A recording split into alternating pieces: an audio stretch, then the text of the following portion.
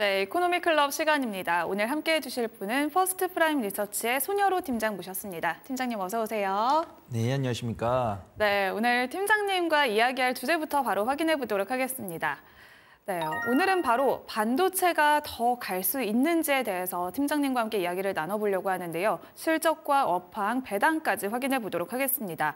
이번 주 반도체 큰 장이 열립니다. 일단 16일에는 네덜란드 장비회사 ASML의 실적이 발표되고요. 바로 다음 날 17일 대만 파운드리 업체인 TSMC의 실적 발표가 예정되어 있습니다.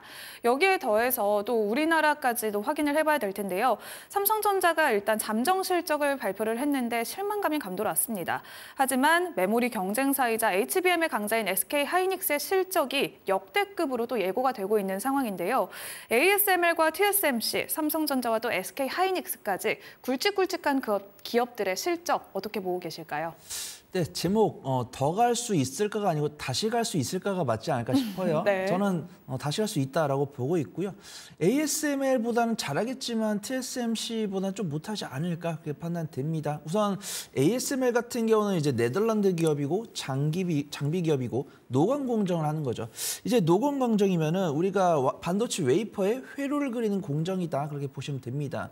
근데 우리가 이 ASML이 한번 좀 위기가 있었죠. 우리나라 한미 반도체가 만든 TC 반도체, 그다음에 국내 노광 공정 관련 장비 종목들, 뭐 SNS텍이나 오로스 테크놀로지 이런 종목들이 상대적으로 좀 가성비가 높다라는 이야기로 좀 수주가 메말랐던 적이 있습니다. 그래서 ASML 같은 경우는 지금 화면에서 나오고 있지만 분기 실적 같은 경우가 조금 박스권에 갇혀 있어요. 그다음에 ASML의 실적 전망치를 찾아봤을 때는 전년 동기 대비 좀 유사한 수준의 실적이 나오지 않을까 그렇게 보고 있습니다. 그래서 매출 같은 경우는 60억 달러, 그다음에 EPS는 4달러 전후가 나올 것이다라고 보고 있고요. ASML 같은 경우는 12개월 선회퍼가 44.83이기 때문에 좀 보수적인 관점으로 좀 횡보를 할 것 같다 이렇게 보고 있고, 우리가 가장 경계를 해야 되는 것은 TSMC가 아닐까 그렇게 판단됩니다. 네. 삼성전자랑 굉장히 좀 비교가 되고 있죠. TSMC 전 세계 글로벌 파운드리 1위 기업인 건 맞는데 그 1위가 너무 견조해지고 있어서 조금 당황스럽습니다. 네. 그래서 지금 TSMC 같은 경우는 매월 실적을 발표한단 말이죠. 그래서 지금도 9월달 실적이 나왔는데 전년 동기 대비해서 매출이 36.5% 증가하면서 파죽지세를 기록을 했다고 합니다. 제가 참 애국심이 대단한 사람이고 네. 우리나라 기업을 좋아하지만 막 거짓말하고 그러지 않습니다. 그래서 작년 3분기에 나왔던 파운드리 점유율과 지금 현재 나오고 있는 점유율이 조금 벌어졌어요. 그래서 작년 같은 경우 TSMC 점유율이 57% 정도, 그다음에 삼성전자 같은 경우 12% 정도 기록을 하고 있는데 최근에 올해 상반기 나온 데이터 봤을 때 TSMC의 점유율이 약 57.5%, 그다음에 삼성전자 같은 경우는 11.5%, 그다음에 이제 TSMC 같은 경우는 대만 기업이잖아요. 근데 중국에도 이제 파운드리 기업이 있단 말이죠. SMIC라는 기업인데 이 기업이 점유율이 5.2%에서 5.7% 올라갔다고 합니다. 중국 정부의 지원 아래죠. 그래서 참 이 파운드리에서 점유율이 0.1%도 아쉽습니다. 근데 이 점유율 격차가 0.5% 이상 벌어졌다는 것은 조금 가슴이 아픈 일이다라고 판단되고 있고요. 가장 큰 원인은 이 삼성전자의 파운드리 파트너가 구글이었는데 이 구글이 삼성전자를 버리고 TSMC로 간 것이 아닌가 그렇게 판단하고 있습니다.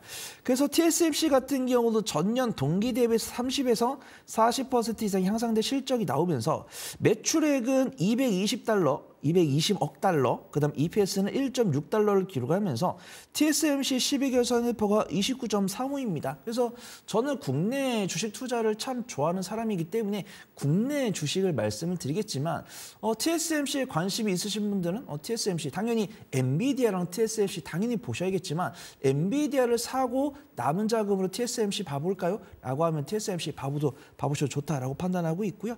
SK하이닉스 실적, 삼성전자 같은 경우 실적 발표를 이미 다 보셨겠지만 파운드리는 좀 적자가 나지 않을까 이렇게 판단되고 있고 3분기 영업이익이 2분기보다 절대치는 증가했지만 증가폭은 감소할 것으로 전망이 됩니다. 물론 파운드리나 비메모리 사업부가 좀 못한 것도 있지만 3분기 아마 그 인건비 관련 일회성 비용이 좀 반영이 되지 않을까 그렇게 판단하고 있어요. SK하이닉스가 정말 승승장구하고 있습니다. 우리 네. 앵커님 말씀해 주신 것처럼 3분기에는 거의 6조 후반대 영업이익을 기록할 것으로 전망이 되고 있는데 7조 원대 초반에 영업이익을 기록할 것으로 전망이 됩니다. 그 이유는 아무래도 ASP가 이제 메모리 반도체 평균 인도 가격이죠. 인도 가격이 우리가 아는 것처럼 작년 하반기부터 올해 상반기까지는 20에서 30% 꾸준하게 우상세를 보여주다가 ASP가 하락했다는 뉴스가 나온 지 한 2달 정도 됐죠. ASP가 하락했다는 뉴스가 2달 정도 나왔는데 하락폭은 10% 내외입니다. 그럼 우리가 생각했던 것보다 메모리 반도체 인도 가격이 덜 깎였다라는 부분이고 엔비디아가 이 블랙웰의 수출이라는 긍정적인 뉴스 나와줬기 때문에 SK하이닉스의 실적은 우리의 생각보다 잘 나올 수 있을 것 같다. 그렇게 전망해 보도록 하겠습니다. 네, 이렇게 ASML은 박스권 실적 흐름이 전망되고 있고 TSMC가 파죽지세를 보이면서 삼성전자가 더욱더 긴장을 해야 할 것 같습니다. 여기에도 모건 스탠리가 반도체 겨울론을 꺼내들었는데 이 겨울이 삼성전자에만 닥친 게 아닐까라는 생각이 듭니다. 삼성전자는 힘을 못 쓰고 있지만 그래도 9월에 반도체 수출은 역대 최대를 또 경신을 했고 AI에 힘입어서 수요가 증가했다고 하는데요. ICT 수출 역시 역대 2위라고 합니다. 반도체 업황에 대한 전망을 전반적으로 바라본다면 어떨까요? 근데 이거는 이 반도체를 내가 어떻게 바라보냐에 따라서 다를 것 같아요. 만약에 올해 상반기에 반도체로 정말 따끈따끈한 수익을 많이 보셨던 분들은 조금 실망스러울 수 있습니다. 근데 반도체를 아직 안 샀다가 예를 들어서 로봇을 사셨거나 아니면 조선이나 방산 매매하셨을 수도 있잖아요. 그러다가 반도체를 사볼까라고 하신 분들께는 그래도 괜찮은 기대 수익률을 챙겨갈 수 있지 않을까 그렇게 판단됩니다. 우리 앵커님께서 그 관세청에서 나온 뉴스를 잘 말씀해 주셨는데 결과는 그거예요. 매 달마다 조금 반도체 수출이 조금 등락이 있지만 네. 절대치는 증가를 하고 있다는 겁니다. 그래서 한 달 단위로 잘라보면은 전월 동기 대비해서 좀 수출이 덜 나오는 경우도 있지만 이걸 3개월, 6개월 단위로 본다고 했을 때는 꾸준하게 10에서 20% 이상 상승하는 모습이고 무역 흑자 수지가 증가하고 있다 네. 그런 부분이죠.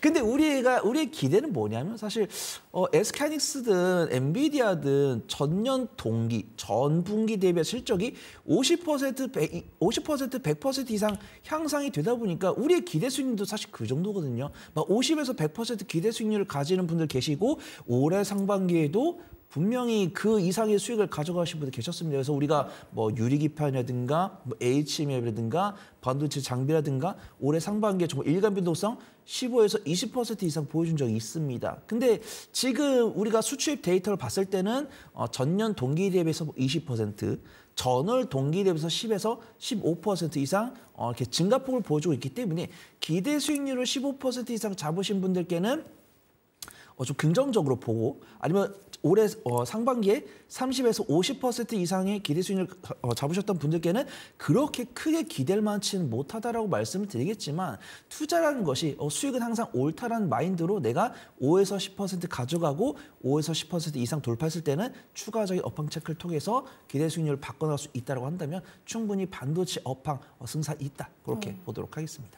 특히나 반도체 업황에서 가장 중요한 게 HBM이 아닐까 싶은데요. HBM의 공급 과잉 우려가 조금 해소되고 있는 것 같습니다. 새로운 수요처도 등장을 하고 있는데 반도체가 앞으로 더 갈까요? 아니면 이제는 조금은 멈출 시기일까요? Yes or No로 본다면 어떻게 보실까요? 저는 당연히 예스다라고 보고 있고요. SK하이닉스 같은 경우 바닥을 다졌죠. 그다음에 삼성전자는 바닥을 다지려는 움직임 보여줄 것이고 반도체 중소형주들은 충분히 한 2주 전이나 3주 전부터 반도체를 유심히 보신 분들은 한 15에서 20% 이상 수익은 가져가셨을 거다라고 판단됩니다. 그렇습니다. 우리 앵커님께서 잘 이야기를 해주셨는데 국내 반도체 기업들의 핵심 화두는 HBM이 아닐까 그렇게 판단돼요. 지금 SK하이닉스나 삼성전자 같은 경우도 전반기로부터의 수주가 나올 것이다 예상을 했고 SK하이닉스 같은 경우 수주가 나왔기 때문에 출하를 하고 있죠. 근데 아시는 분들 아시겠지만 엔비디아가 다음 주까지 HBM3를 4개 주세요. 몇백 개 주세요라고 했을 때 눈 감았다 떴을 때 만들 수 없단 말입니다. 그러면 우리가 전방 기업들 수주를 예상을 해가지고 HBM 부품이나 장비를 미리 선입고를 해놔야 돼요. 그러면 그런 것들로 인해서 중간재 재고가 늘고 있다 이런 이야기가 있지만 우리의 가장 화두는 이 중간재가 출하가 얼마나 되냐. 쉽게 말씀드려서 이 중간재 재고가 얼마나 빨리 출하가 되냐, 쳐내냐 이 부분이 중요한데 SK하이닉스는 크게 문제가 없을 것 같다라고 판단됩니다. 삼성전자는 그 경영진 분들께서 하시는 말씀을 믿을 수밖에 없을 것 같아요. 왜냐하면 HBM3E 8단과 12단은 콜 테스트 진행 중이기 때문에 출하가 안 됩니다. 근데 아시는 분은 아시겠지만 엔비디아 저가형 모델 HBM3에 한해서는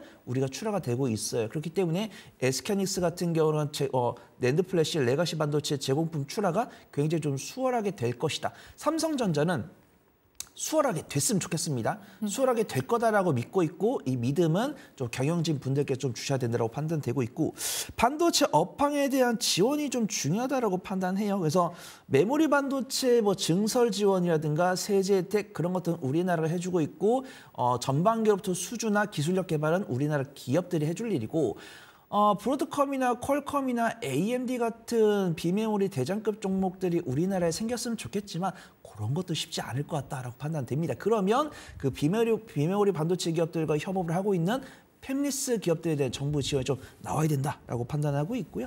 그런 것들은 제가 이 자리에서 좌지우지할 수 없기 때문에 그런 정부 정책이 나오는지 안 나오는지 체크해 보시면 되시고 우리는 그 안에서는 SK하이닉스 밸류체인이나 장비 기업들 이쪽 보시면 좋지 않을까 판단해 보도록 하겠습니다. SK하이닉스의 또 밸류체인이나 장비 기업을 눈여겨보면 좋을 것 같다라고 말씀을 해주셨는데 이제 엔비디아의 블랙웰까지 출시되면 모멘텀도 회복이 됩니다. 그렇다면 우리가 국내 증시에서 관심주를 담아보자면 어떤 종목이 좋을까요? 레거시도 있고 HBM, CXL, 소부장 여러 종목들이 있습니다. 네, 맘 같아서는 한 10개에서 15개 종목 정도를 말씀을 드리고 싶어요. 근데 그중에서 하나를 꼽은 거는 오늘 거래대금도 양호하고 기술적 위치도 괜찮고 수급도 괜찮은 종목을 좀 소개를 드리려고 합니다. 오늘의 반도체 장비 1등은 PSK 홀딩스인 것 같아요. 이제 반도체 후공정 관련 기업인데 HBM3 공정에서 반드시 필요한 리플로 장비를 만들고 있습니다. 매출처도 이제 TSMC도 있고 마이크론도 있어요. 근데 삼성전자가 한 80%, SK하이닉스가 20% 정도 되기 때문에 삼성전자랑 SK하이닉스의 동반수를 입고 있다라고 판단됩니다. 그래서 이 종목은 정말 좀 팔방미인인 게 SK하이닉스가 잘 갈 때도 삼성전자가 반격할 때도 좋은 모습 보여주고 있는데 일단 SK하이닉스 같은 경우는 오늘 외국인과 기관의 쌍끌이 순매수가 들어오고 있고 삼성전자 또한 기관 순매수 이어지면서도 가수급상으로 외국인의 순매수가 이어지고 있기 때문에 그 두 가지 종목의 동반수를 입고 있다라고 판단합니다. 그래서 증권사 리포트보다도 고객사의 HBM 증설에 따라서 리플로 장비 수요 증가 기대감이 있다고 합니다. 저는 일단은 이 리포트가 나온 지 한 2주 정도 됐는데 삼성전자는 아직 수주는 주지 않은 것으로 확인되고 있고요. 아마 SK하이닉스가 수주를 주지 않았을까 판단됩니다. 그래서 매출 비중은 삼성전자가 크지만 SK하이닉스가 차지하고 있는 20%도 충분히 좀 큰 매출 비중 크고 있기 때문에 그 수급이 들어오고 있다라고 판단되고 있고요. PSK홀딩스 같은 경우 쌍바닥을 다진 다음에 21선 돌파하면서 추가 우상향세 나오고 있는데 이 우상향세를 기관이 만들어주고 있거든요. 지금 기관 순매수가 거의 1주 넘게 들어오고 있고 오늘 61선 돌파했죠. 61선 돌파했는데 이 61선 돌파를 외국인이 만들어준 것으로 확인됩니다. 그래서 뭐 이오테크닉스나 뭐 HPSP, 한미반도체 다양한 종목들 말씀드렸는데 오늘은 PSK홀딩스가 가장 좋아 보인다. 그렇게 말씀을 드리도록 하겠습니다. 네, 오늘은 PSK홀딩스를 관심 종목으로 이야기를 해주셨는데요. 여기에 더해서 한 가지 여쭙고 싶은 게 있습니다. 혹시 반도체 관련주에서 이제 연말도 다가오는데요. 배당을 받을 수 있는 반도체 주가 있을지 궁금합니다. 있을까요?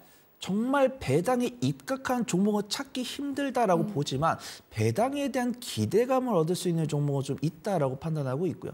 첫 번째 종목은 삼성전자입니다. 그래서 제가 반도체 관련해가 종목들을 50개, 100개를 다 체크를 해봤는데 삼성전자보다 배당 수익률이 높은 기업이 없더라고요. 그래서 삼성전자가 당연히 배당 수익률이 2.6% 넘고 이재용 회장께서 상속세를 마련해야 되기 때문에 주주환원 정책을 반드시 할 겁니다. 그다음에 삼성전자의 절대적인 배당 금액을 증가를 했어요. 그래서 2022년 연말 같은 경우는 배당 재원이 약 4조 정도 됐다고 하고 올해 2024년 같은 경우는 약 29조 정도 이제 배당 금액이 는다라고 합니다. 근데 이것도 배당 금액만 보면 엄청 늘었지만 주가 사실 그때는 5만 원대였지만 지금은 6만 원대고 이제 배당을 한창 주겠다고 했을 때도 삼성전자 주가가 7만 원, 8만 원대였기 때문에 배당 수익률을 따졌을 때는 배당 수익률이 그렇게 높은 건 아닙니다. 하지만 삼성전자가 대한민국 대표 반도체 기업이면서도 주주들을 위해서 가장 높은 배당을 주는 모습이기 때문에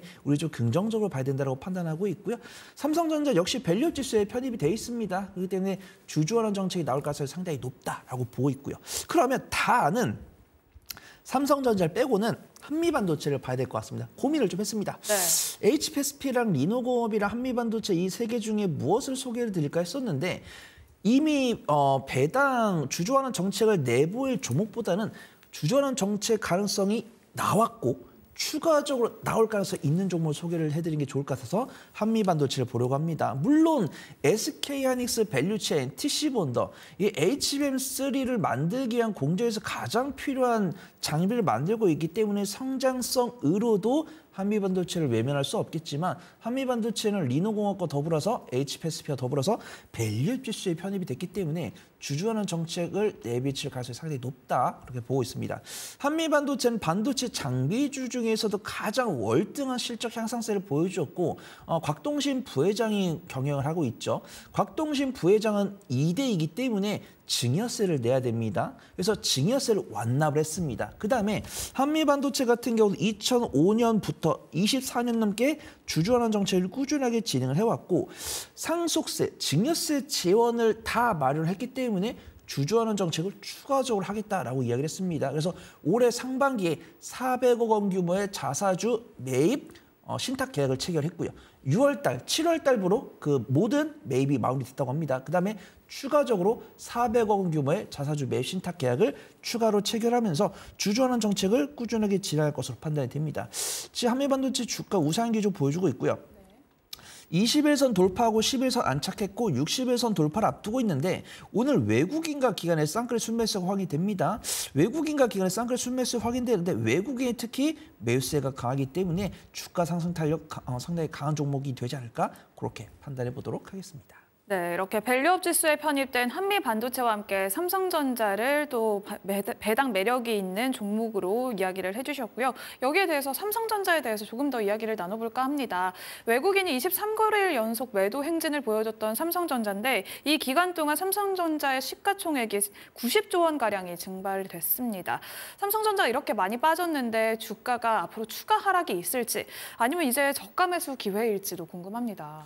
안타깝습니다. 오늘 아침 10시까지는 추가 하락 가능성이 희박하다라고 말씀드리려고 했었거든요. 네.